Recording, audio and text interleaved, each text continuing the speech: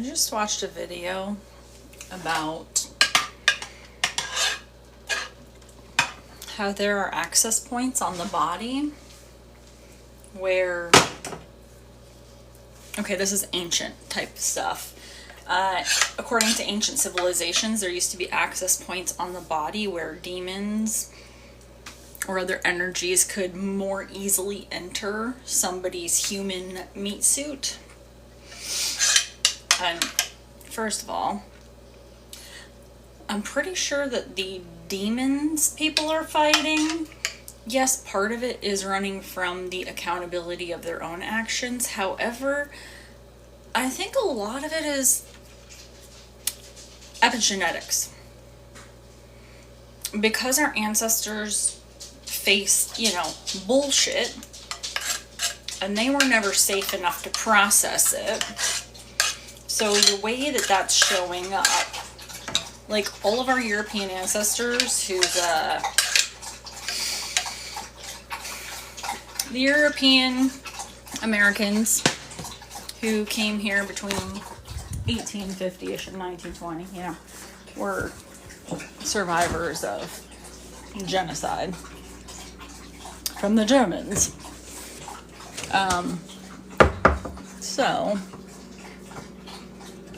what kind of specific adaptations might you think something like fleeing genocide might give somebody in their goddamn body? Because epigenetics develop to kind of, I have never described epigenetics this way, but kind of alter the DNA at the moment a woman is carrying a baby in the womb, because epigenetics doesn't necessarily show up in the baby inside of them, but at the 4 to 5 month mark, that baby inside of the woman develops all of the eggs inside of her that, that grandkid will have. So your eggs were baked inside of your grandma. So, fleeing genocide, being really scared, being really hyper vigilant, not knowing who's safe, what's safe, having to be able to move at a fucking second's pace. A lot of that motherfucking shit sounds a lot like avoidance, huh? What if it's just the fucking fear response?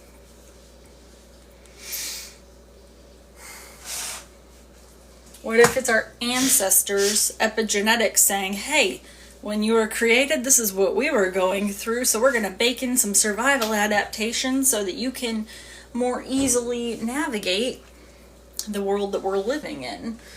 Just like blackberries and, well, I learned about it from horse nettle, but most people don't know what the fuck horse nettle is. But horse nettle taught me that they developed thorns as a result of predation. Which, anytime I get a channel message from a motherfucking plant, I don't believe it, and then I continue to research it and gather years worth of data, and I'm like, hot damn! However, once you start healing your nervous system, kind of like how if you have trauma and your psyche can't process it, it kind of locks it behind a door in the back of your brain that's like, don't go in that, we do not have the capacity to deal with that, we've left a little fractal in time back there that maybe we'll revisit at some point. If not, guess what? Your offspring gets to. And I think that's where we're at. A bunch of lineages of people who were never fucking safe in the environment they were in, never had their basic food, shelter, their basic fucking needs met.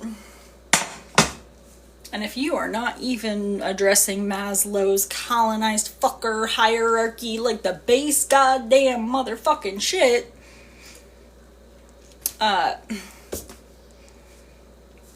So, one of the ways I started doing ancestor work, I remember my grandma telling me about the late 50s, early 60s era, 60s, 70s. My grandfather was a iron worker, union iron worker in Michigan. Also a Freemason. Also a Shriner. They did great things for children. And all those fuckers' lineages did really not great so things for the children as well. Hey, I'm looking at all of us fuckers here. This has been a fun party, huh?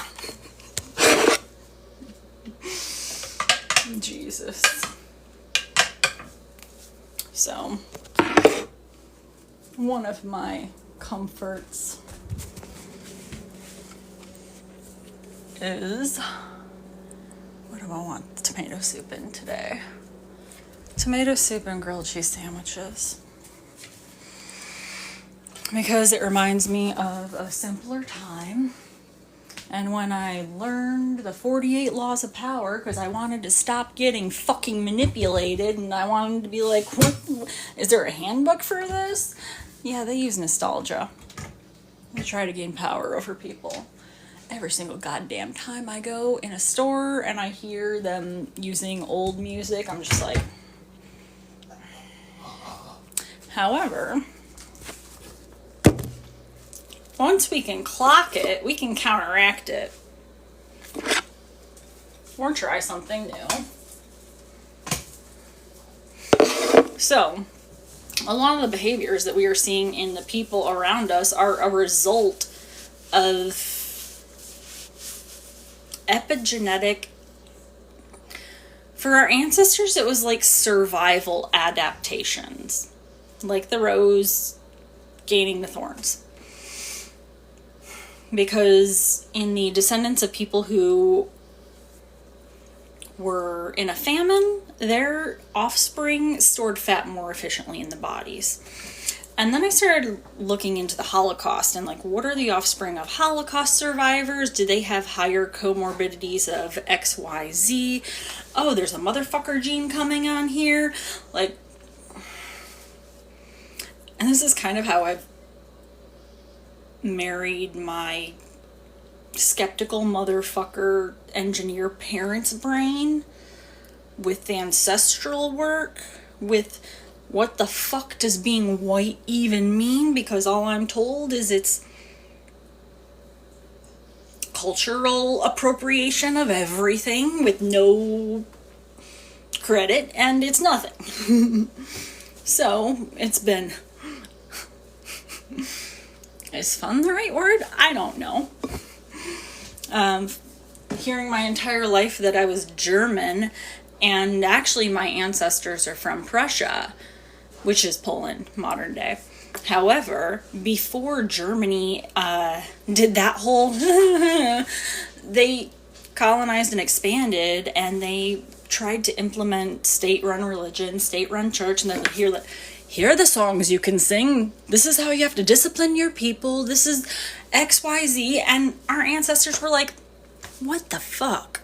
Absolutely not. We want to be able to do what we want with our community. We want to be able to have our say. We want to be okay, like, walking in the woods and working with plants. You're going to call us fucking witches for being herbalists? Okay. And then the state was like, are you sure you don't want to? And our ancestors were like, fuck you, man. And then they started killing them. And if we are here, we're the people that, I don't know, ran faster, decided to go the week before.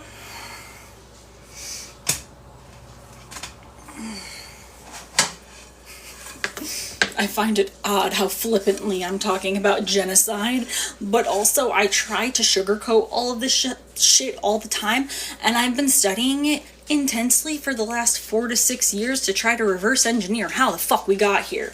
And I have an assertion that if we dealt with the child sexual trauma, abuse, all of that bullshit, you know, us, that the fertility rates would not be as low as they are. That is our women's bodies saying, hey, absolutely fucking not.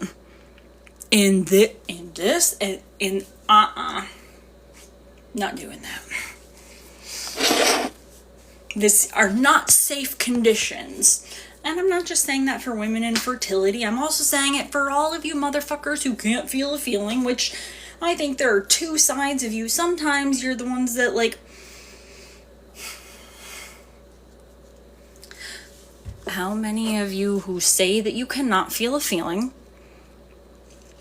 sit in discomfort for more than 5 seconds in order to even register what you might be feeling? And I am not faulting you. Hello, hi. I think that the way that the white psyche is so fucking fragmented is partially as an epigenetic adaptation, because they also studied the lineages of people who survived the, I think it was Irish potato famine, and they found higher rates of schizophrenia. And there was a study that found that schizophrenics and autistics have elevated levels of DMT in their urine. And so I started being like, all right, so based on what my ancestors were facing at the time, based on the fact that the human body is way more fucking intelligent than Western medical... We're not going to go down that pathway today, are we? No. Okay.